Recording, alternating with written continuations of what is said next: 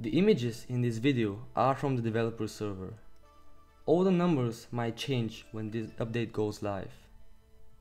Welcome back to another video, guys, and today I'm so excited for this video. Right, I haven't been so excited. Last time I was so excited to make a video like this was maybe about challenges 2.0 in update 2.4 back in February, but today, holy moly, we're gonna be announcing a brand new feature. A big feature which I believe, in my opinion, is even bigger than the new game mode. It's called crafting and components, and there is a lot of information to cover. Bear with me, we're gonna be going through a lot today. Yes, let's go. Let's do a walkthrough. So in update 2.7, next games are going to bring a whole new feature called crafting and components. Now, at council level 15, you're going to be able to unlock two new buildings, alright? You can see from this picture, the left one is the scavenger and the right one is called the craftsman. Now, the scavenger is going to add a new type of resource called components, alright? The craftsman is going to allow you to build a new type of gear which is called badges, alright? Now, these badges, they can make your survivor super OP, alright? You can go further in the distance and in challenges, and it's gonna be quite interesting what mix of badges you're gonna be equipping to your survivors. Now let's go over this. So what? Let's first of all go over the components. What is this new resource? Now there are 5 types of components you need to gather. Alright? So there's metals, there are edibles, there are chemicals, cloths, and badge fragment. And each component, like in normal gear, has its own rarity, so they can be 1, 2, 3, 4, 5 star. Alright? Now components, they can be obtained from the distance, they can be obtained in post mission crates, and they can be purchased in the shop with gold. Now if you click on the craftsman building from your camp, you're gonna be redirected to this menu right here. And now this is where the crafting happens. On the component section you can see the components you have, and on the badge section you can see the badges you have. Now let's talk about this screen. So the very left side, this is the badge fragment, which is compulsory for any type of badge you want to make. And there are 4 steps to making a badge. Now the first one is pretty obvious. You need to have these 2 buildings built in your camp. So the scavenger and the craftsman need to be in your camp. The second step is that you must possess 1 badge fragment. This is of any rarity, by the way. This is a compulsory for any badge to be made, and then you need to put 4 other components of any rarity, so they can be cloth, metal, chemicals, or edibles in any combination. So you can have 4 metals or 4 chemicals, or 2 chemicals, 1 edible, 1 metal, 2 cloths, 1 metal, or 1 chemical. You can do any combination. What is compulsory to have is 1 badge fragment. And also the last step is that you need to spend some supplies, which is a small amount of supplies, which is based on your council level, by the way.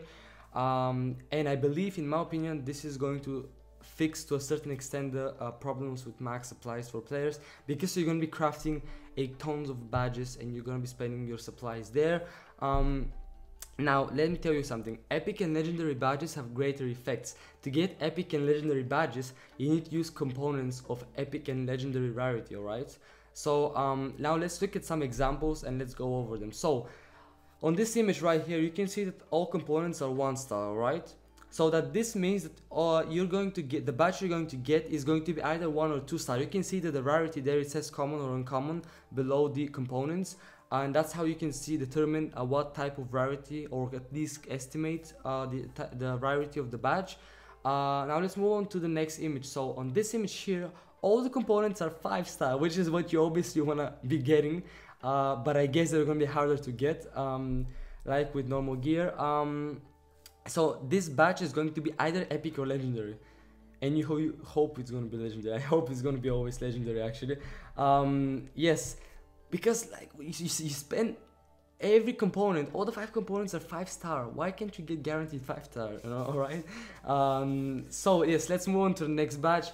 Right here we have 2 legendary components, and then we have 3 common ones. So this means that the badge is gonna vary. It will either be 2, 3, 4, or 5 star, right? So now there are a lot of combinations you can make with these, and I'll have some examples on the screen you can check out.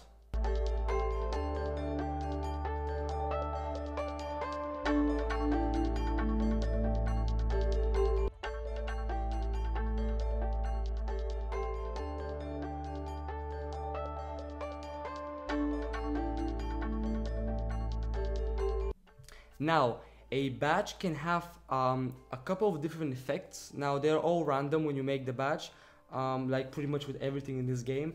But yes, they're all random. So the first one is that you're gonna have better critical chance. The second one is the increased damage.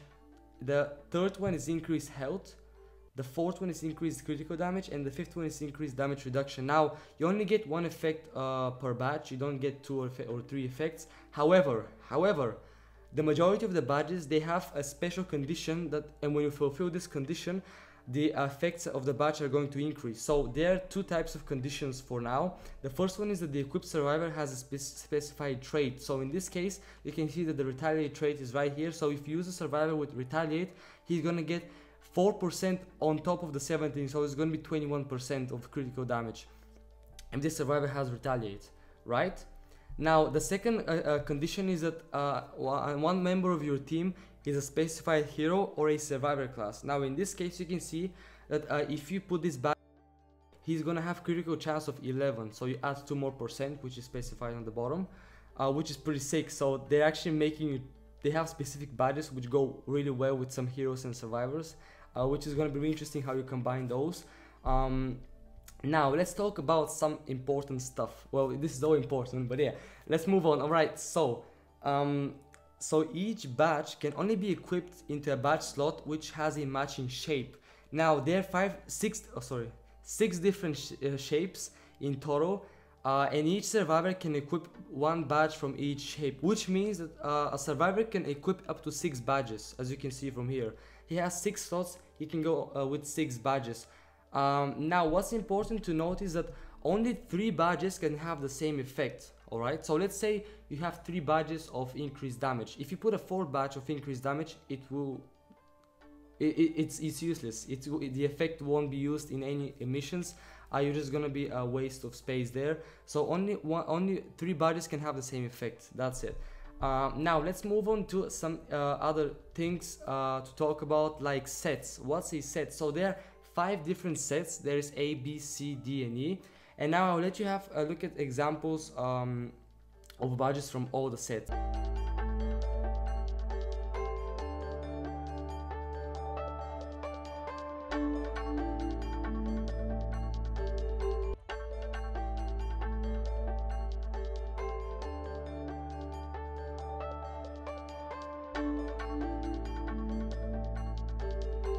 Now, if you equip 4 badges of the same set to a single survivor, you will activate a set bonus. Now, this set bonus is going to increase the effect of all the matching badges on that survivor, and also they're going to glow in yellow, as you can see from here, which is really sick. And now you can have up to 600 badges in your inventory, so you can make tons of them. But if you reach this limit, if you reach 600 badges, those are the badges including that they're equipped to your survivor as well. If you reach this limit, you unfortunately have to scrap some badges. Now you're going to get experience back based on your council level, alright? Based on your council level, you're going to get experience, which is pretty nice. And yes, now, only the badges that match the shape of the badge slot can be equipped there. And also moving on how to equip a badge. Now you go to the badge screen, and then you're going to have an indicator which is going to appear. Obviously it's pretty easy. You have the empty slot, you see some badges that can fit there, you press them, you equip them, alright. If you want to remove a badge from a survivor, you need to pay a small gold fee. That's how they made it. Don't blame me, please. Yes, the small gold fee, I hope it's really small, maybe like 1-2 pieces of gold. Yes, or you can override it by putting a new badge to the old one, and then you're going to scrap the old badge, so you're going to get experience for that as well. And now one more thing to mention is that when you select a team when you're selecting a team for a mission, as you can see here on the mission before you start the mission screen, you're going to see an indicator. There's a small round thing before below the next to the name and the level. So you're going to see how many badges have their condition fulfilled on that survivor. So they're going to be, I believe, in green dots.